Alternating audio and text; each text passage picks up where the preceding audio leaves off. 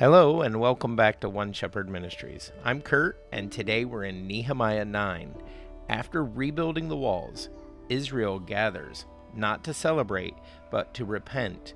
They recount their history, acknowledging God's faithfulness despite their failures. It's a powerful reminder that the true restoration isn't just about physical rebuilding, but spiritual renewal.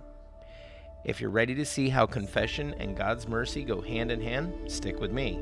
And don't forget to subscribe so you don't miss the next study. Now, on the 24th day of this month, the children of Israel were assembled with fasting, in sackcloth, and with dust on their heads. Then those of Israelite lineage separated themselves from all foreigners, and they stood and confessed their sins and the iniquities of their fathers. And they stood up in their place and read from the book of the law of the Lord their God for 1/4 of the day. And for another fourth they confessed and worshipped the Lord their God. Then Jeshua, Bani, Kadmiel, Shebaniah, Bunai, Sherebiah, Bani, and Cheni stood on the stairs of the Levites and cried out with a loud voice to the Lord their God. And the Levites, Jeshua, Kadmiel, Bani, Hashbaniah, Sherebiah, Hodijah, Shebaniah, and Pethahiah said, "Stand up and bless the Lord your God, forever and ever. Blessed be your glorious name, which is exalted above all blessing and praise. You alone are the Lord.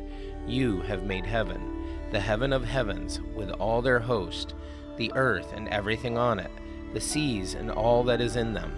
And you preserve them all. The host of heaven worships you. You are the Lord God, who chose Abram, and brought him out of Ur of the Chaldeans, and gave him the name Abraham. You found his heart faithful before you, and made a covenant with him, to give the land of the Canaanites, the Hittites, the Amorites, the Perizzites, the Jebusites, the Girgashites, to give it to his descendants. You have performed your words, for you are righteous.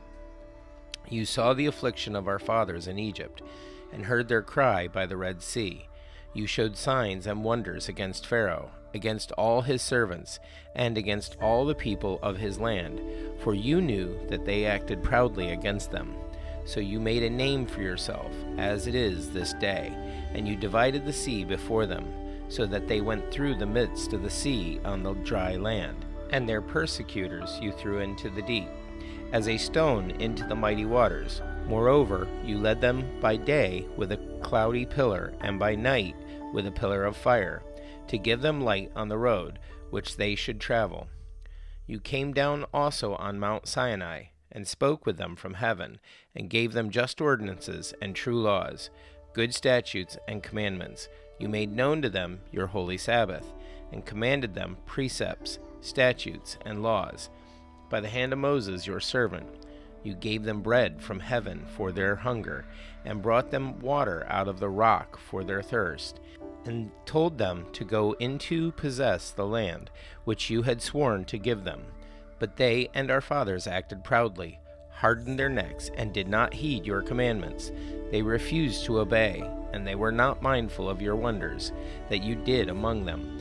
But they hardened their necks, and in their rebellion they appointed a leader to return to their bondage. But you are God, ready to pardon, gracious and merciful, slow to anger, abundant in kindness, and did not forsake them, even when they made a molded calf for themselves, and said, "This is your God, that brought you up out of Egypt, and worked great provocations. Yet in your manifold mercies you did not forsake them in the wilderness." The pillar of cloud did not depart from them by day, to lead them on the road, nor the pillar of fire by night, to show them light and the way they should go. You also gave your good spirit to instruct them, and you did not withhold your manna from their mouth, and gave them water for their thirst.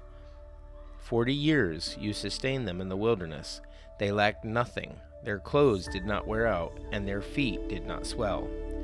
Moreover, you gave them kingdoms and nations, and divided them into districts. So they took possession of the land of Sihon, the land of the king of Heshbon, and the land of Og, king of Bashan. You also multiplied their children as the stars of heaven, and brought them into the land which you had told their fathers to go in and possess. So the people went in and possessed the land. You subdued before them the inhabitants of the land, the Canaanites, and gave them into their hands, with their kings and the people of the land, that they might do with them as they wished. And they took strong cities and a rich land, and possessed houses full of all goods, cisterns already dug, vineyards, olive groves, and fruit trees in abundance. So they ate and were filled and grew fat, and delighted themselves in your great goodness. Nevertheless, they were disobedient and rebelled against you, cast your law behind their backs, and killed your prophets who testified against them, to turn them to yourself. And they worked great provocations. Therefore you delivered them into the hand of their enemies, who oppressed them. And in the time of their trouble, when they cried to you, you heard from heaven, and according to your abundant mercies, you gave them deliverers who saved them from the hand of their enemies. But after they had rest, they again did evil before you. Therefore you left them in the hand of their enemies, so that they had dominion over them. Yet when they returned and cried out to you, you heard from heaven, and many times you delivered them, according to your mercies, and testified against them, that you might bring them back to your law. Yet they acted proudly, and did not heed your commandments, but sinned against your judgments, which if a man does, he shall live by them. And they shrugged their shoulders, stiffened their necks, and would not hear. Yet for many years you had patience with them, and testified against them by your Spirit and your prophets. Yet they would not listen. Therefore you gave them into the hand of the peoples of the lands. Nevertheless, in your great mercy, you did not utterly consume them, nor forsake them, for you are God, gracious and merciful.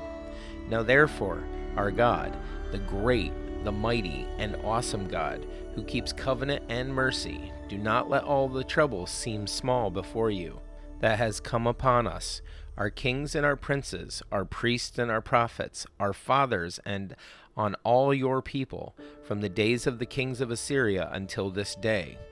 However, you are just in all that has befallen us, for you have dealt faithfully, but we have done wickedly. Neither our kings nor our princes, our priests nor our fathers have kept your law, nor heeded your commandments and your testimonies, with which you testified against them. For they have not served you in their kingdom, or in the many good things that you gave them, or in the large and rich land which you set before them, nor did they turn from their wicked works.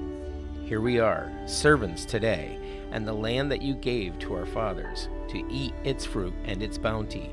Here we are, servants in it, and it yields much increase of the kings you have set over us, because of our sins. Also they have dominion over our bodies and our cattle, at their pleasure, and we are in great distress. And because of all this, we make a sure covenant and write it. Our leaders, our Levites, and our priests seal it. Well, that's it for today's reading. What I love about Nehemiah 9 is how it shows God's patience and mercy. Even after Israel's repeated failures, he never abandoned them. It's a reminder that no matter how many times we stumble, God's grace is bigger.